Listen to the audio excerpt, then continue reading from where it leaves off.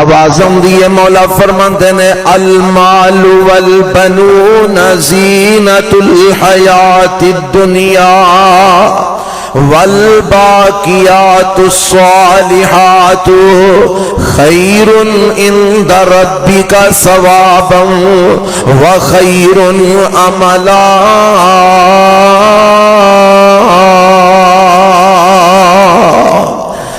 ترجمہ بھی نال سماعت فرما لو۔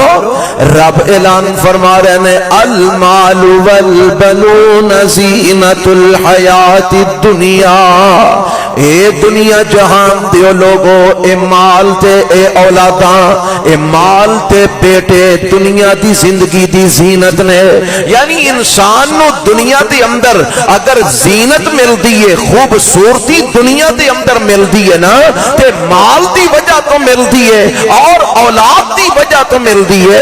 اب ایک ہونا جس بندے کو مال نہ ہوئے، اس بندے دا جس معاشرے دے اندر کوئی مقام نہیں ہوندا، کوئی مرتبہ نہیں ہوندا، لوگ او دی گل توجہ نال نہیں سندے، دھیان نال نہیں سندے۔ اے جناب اے تے بندہ کنگال تے فقیر ہے۔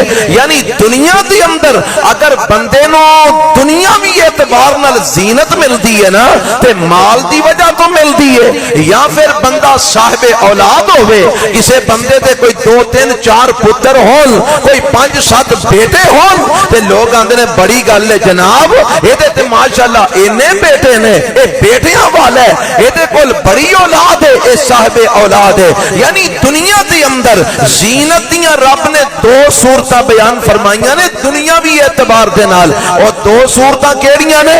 المال والبنون، مال نال بندے نو دنیا دے اندر زینت مل دی ہے، یا دنیا دے اندر بندے نو زینت مل دی ہے تے اولاد نال مل دی ہے۔ اے مال تے اولاد دنیا دیاں زینتاں نے، تے نال ہی میرے رب نے فرما دیتا ہے والباقیات الصالحات خیر عند ربک ثوابا وخیر عملا۔